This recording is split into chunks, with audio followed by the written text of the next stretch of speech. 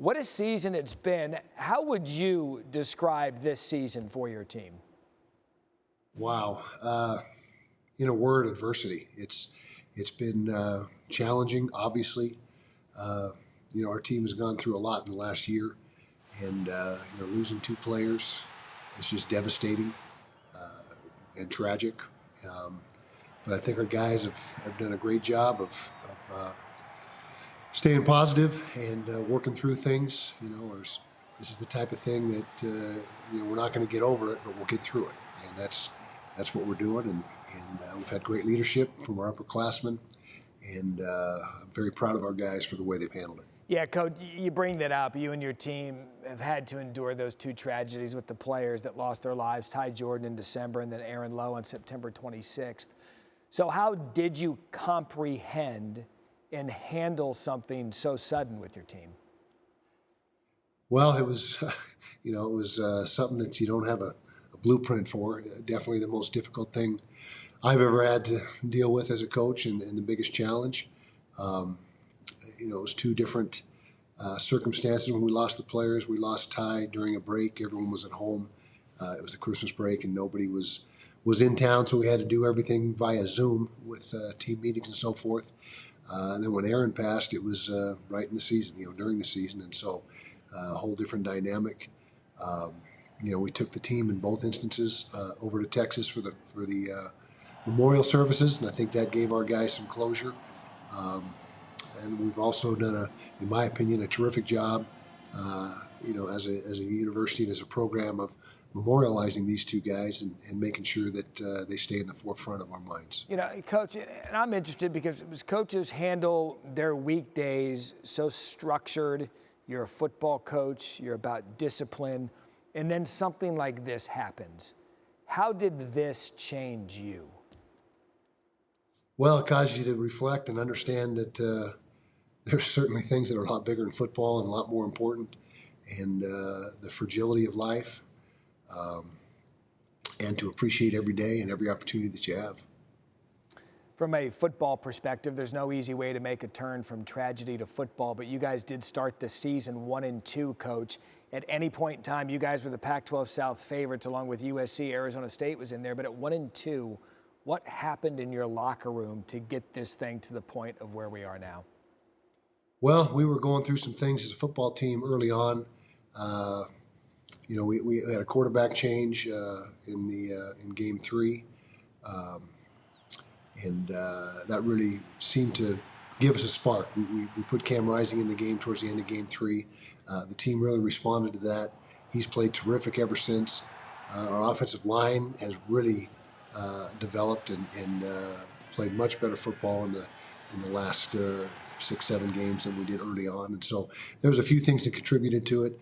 But as far as on the field play, but our leaders, like I said, they just did a great job of getting everybody together and figuring out exactly what we wanted out of this season, and moving forward and so far getting that done. Yeah, talk to me about Cam Rising. It's been a completely different offense. Give me that trait, Coach, that one trait about him that really got this thing on the right track. Well, the it factor that you look for in a quarterback, that's what he's got. He's a tremendous leader.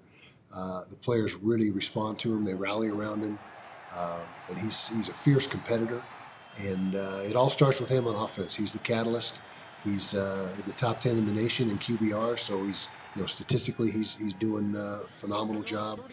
He's running the offense. He's taking care of the football, and like I said, he's the alpha dog of this football team.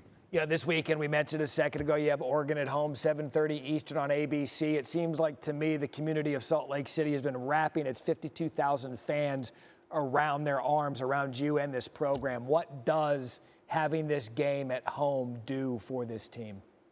Well, it's big. We have a great home field advantage here at Rice-Eccles Stadium, and we got some of the best fans in the country. We've had, I don't know what the sellout string is now, 7, 8, 9 years, something like that. And so our team definitely feeds off the energy. The musts, our mighty Utah student section is a tremendous factor in our home games. We got a great band. I mean, just the environment and the atmosphere at Rice-Eccles on game day is really one of the top in the nation.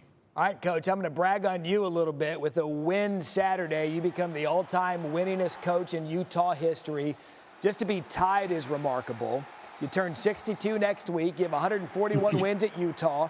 In this crazy world of college football coaching, leading up to this game Saturday, how would you describe those 141 wins that you've amassed at Utah? Wow. Well, first of all, it's been a heck of a ride. I feel blessed. I feel fortunate. Obviously, you know, the shelf life of a coach typically is much less than what I've been able to experience here at Utah. Very grateful. There's a lot of gratitude in my heart for the run that we've had here.